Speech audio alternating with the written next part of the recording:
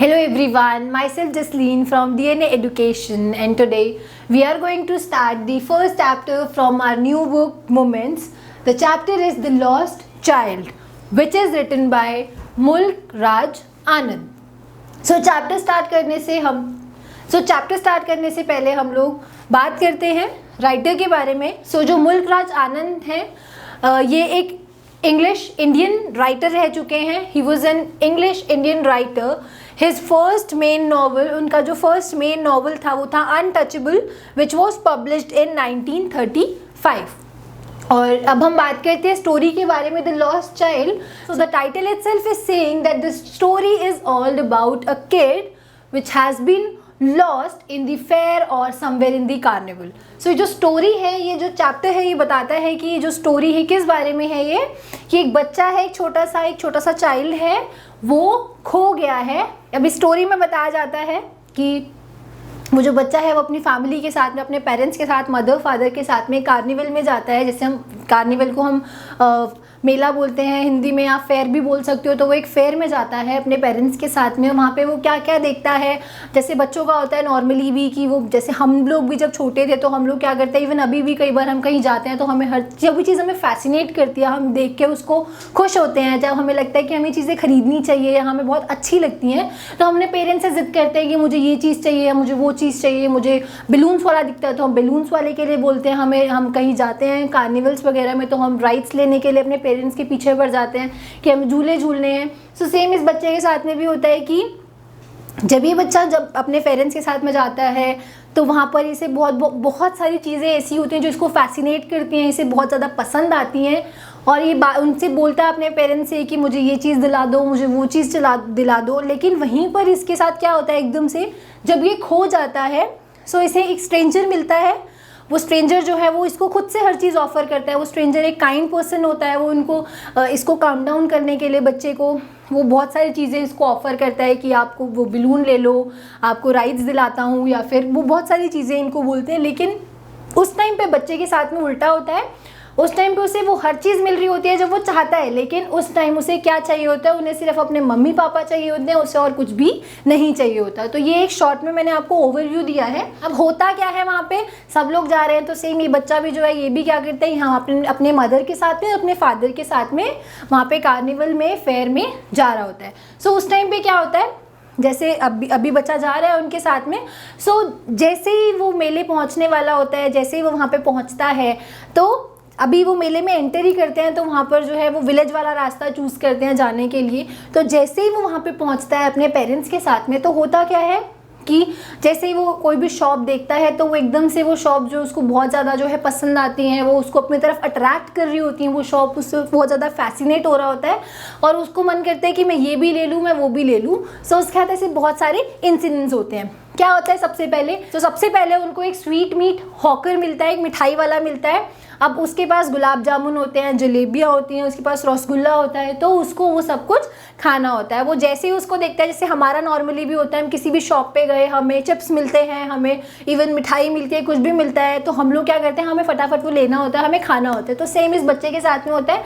Even तो अगर हम अपने पेरेंट्स के साथ में जाते हैं तो हमें पता होता है कि हमारे पेरेंट्स वो चीज़ें हमें दिलाएंगे नहीं, या फिर वो हमें मना करेंगे, वो स्ट्रिक्टली हमें बोल देंगे नई चीज़ें बाहर की नहीं खानी चाहिए, अच्छी नहीं होती हैं, या फिर तुम बहुत ज़्यादा लालची हो, तुम हर चीज़ के पीछे पड़ जाते हो. सेम चीज़ इसके साथ भी होती है जैसा कि हमारे साथ होता है.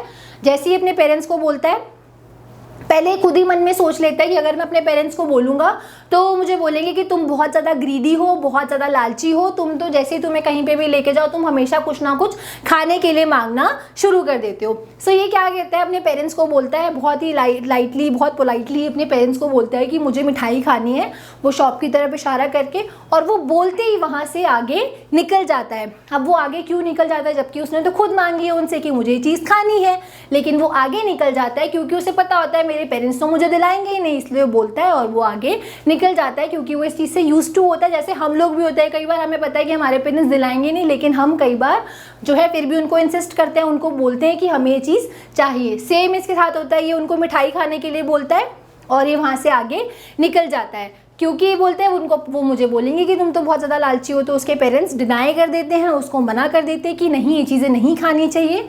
अब वो वहाँ से जब आगे जा रहा होता है उसको बहुत सारी और चीज़ें दिखती हैं, फैसिनेट करती हैं उसको, बहुत सारी चीज़ें ऐसी दिखती हैं। जैसे सबसे पहले अब उसके बाद में स्वीट मीट हॉकर के बाद उसको एक फ्लावर गार्डन मतलब एक वाला मिलता है, मतलब फ्लावर वैसे जो होते हैं या फिर माला बनाने वाले, तो उनको वो मिलते हैं। अब उसको मन करता है कि सब बच्चों ने वहाँ पे माला पहनी हुई है, वो गार्लैंड पहना हुआ है, तो मुझे भी वो चीज़ चाहिए, मुझे भी पहनना है। वो फिर से यही चीज़ बोलता है अपने पेरेंट्स को। वो कहता है मैं इनसे बोलता हूँ लेकिन ये तो मना कर देंगे, बोलेंगे तो वेस्ट है, इसमें तो पैसे वेस्ट नहीं करने चाहिए, ये सब चीज़ें तुम क्या करोगे, तो बेकार है। पर फिर भी वो बोलता है अपने पेरेंट्स को कि मुझे चाहिए, मुझे ये गार्लैंड जो है ये मुझे चाहिए, वो उनको बोलता है। फिर दोबारा से उसके पेरेंट्स जो हैं वो उसको मना कर देते हैं, बोलते हैं तो वेस्ट है, इसको तो ये तो बिल्कुल इसमें पैसे वेस्ट करना बेकार है, इस पे पैसे वेस्ट नहीं करने चाहिए, आप यहाँ से चलो। तो वो वहाँ से खुद ही उनको बोल के वो आगे चला जाता है, क्योंकि वो फिर यही बोलता है कि मुझे पता होता है कि वो नहीं दिलाएंगे। इसके बाद जब वो आगे जा रहे होते हैं तो उनको एक स्नेक चार्मर मिलता है, जैसे हमने नॉर्मली भी देखा है, अब तो वैसे इतना ज़्यादा नहीं आते हैं, लेकिन हमने देखा है कई बार कि जो सपेरा बोलते हैं हम उसको हिंदी में, कि वो एक साउंड प्रोड्यूस करते हैं जिससे कि वो जो स्नेक है वो डांस करता है या वो डिफरेंट मूव्स करता है। अब फिर जब ये उसको देखता है तो फिर से उसका मन करता है कि वो उसको वो जो वॉइस होती है या फिर वो जो साउंड होता है जो वो बीन से बजा रहा होता है वो, तो उसको बहुत ज़्यादा वो साउंड जो है अपनी तरफ अट्रैक्ट करता है और उसका मन करता है कि मैं वहाँ पर कुछ देर के लिए खड़ा होकर वो साउंड को सुनता रहूँ। अब क्या होता है, सेम चीज़ उसके साथ दोबारा होती है। वो कहता है कि मेरा मन कर रहा होता है कि मैं वो सुनता हूँ, लेकिन अगर मैं पेरेंट्स को बोलूँगा कि सुनने तो वो मुझे फिर मना कर देंगे। अगर मैं बोलूँगा कि मुझे सुनना है तो मुझे बोलेंगे कि रहने दो, ये सब जो है ये बेकार की चीज़ है, तुम इसको मत सुनो। वो बोलता है अपने पेरेंट्स को और उसे पता होता है कि वो सुनेंगे नहीं, वो फिर से वहाँ से आगे निकल जाता है। उसके पेरेंट्स उसको फिर मना कर देते हैं और उसके पेरेंट्स उसको ये भी कहते हैं कि ये सब जो चीज़ें होती हैं ये आवाज़ इतनी अच्छी आवाज़ है नहीं, बहुत बेकार की आवाज़ है, तो तुम इस पर ध्यान मत दो। अब इसके बाद में क्या होता है, वो फिर आगे जाता है, तब इसके बाद में उसको मिलता है एक बैलून सेलर। अब बैलून सेलर को देखता है तो हम जैसे वो छोटा है, क्योंकि तो जैसे छोटे बच्चों का होता ही है कि बैलून देखते हैं उनको लेना होता है, जैसे कोई टॉय दिख जाए कुछ होता है तो बैलून देख के वो बहुत ज़्यादा जो है वो खुश होता है। उसको मन करता है कि मैं भी बैलून लूँ, क्योंकि वहाँ पे आसपास के जितने बच्चे होते हैं वो भी सब बैलून ले रहे होते हैं। वो चाहता है कि मुझे वो बैलून लेना है और मुझे मेरे मम्मा पापा जो हैं वो वाला जो बैलून है वो दिला दें।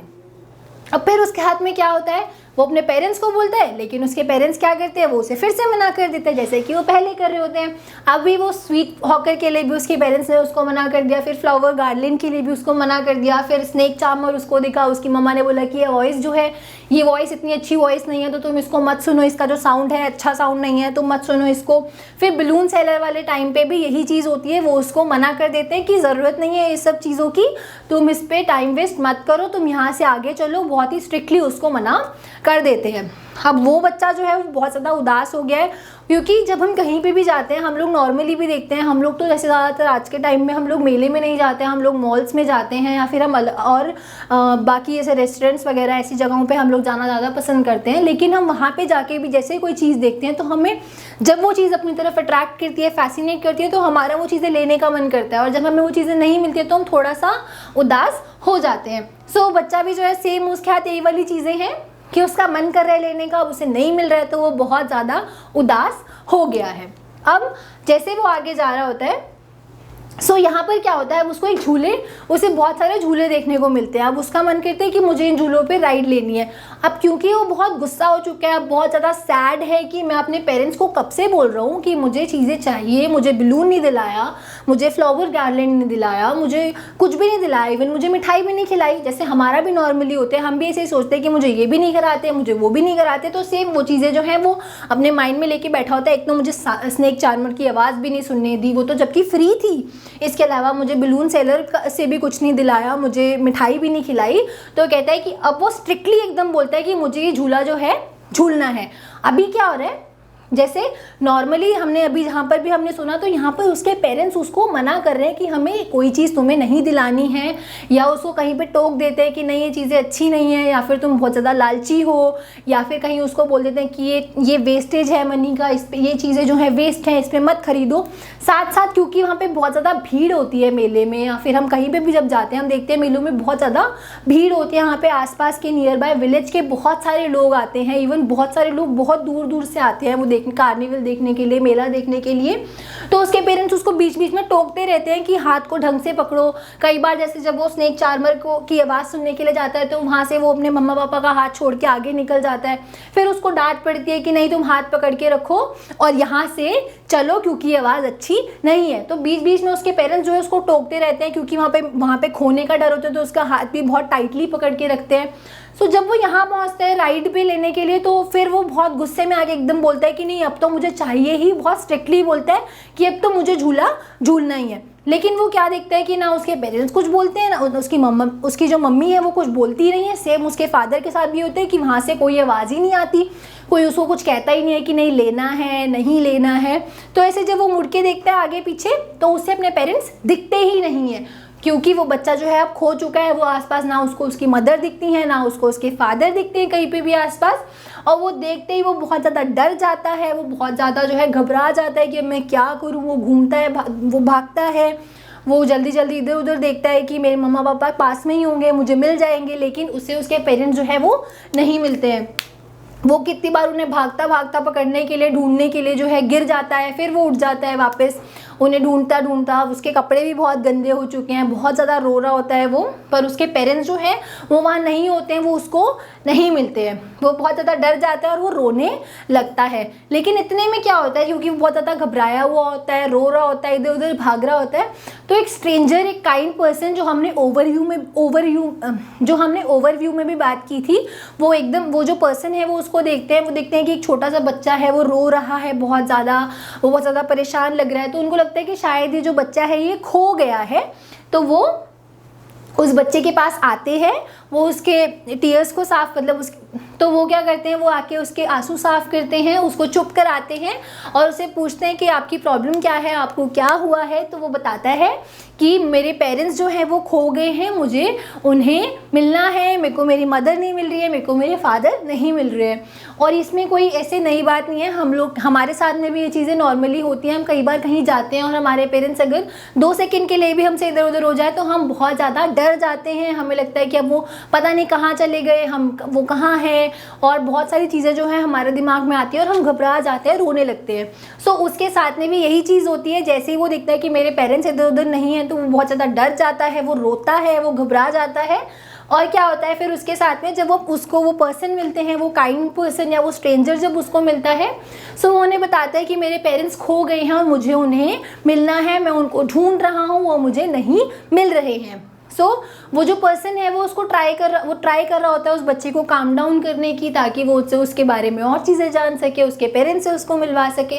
तो वो क्या करते हैं, अब यहाँ पर जो है, यहाँ पे क्या होता है उसके साथ में, जब वो जो पर्सन है वो एफर्ट्स कर रहा होता है उस बच्चे को काम डाउन कराने के, अब वो उसको खुद ऑफर कर रहा होता है वो सब चीज़ें जो वो पहले मांग रहा था अपने पेरेंट्स से। जैसे हमने बात की थी कि वो उसे जाते ही मिठाई खानी थी, उसके पेरेंट्स ने उसको मना कर दिया। अब यहाँ पर क्या होता है, जैसे ही वो स्ट्रेंजर उसको मिलता है, उसको काम डाउन कराने के लिए खुद ही उसको वो स्नेक चार्मर की आवाज़ सुनाने के लिए बोलता है।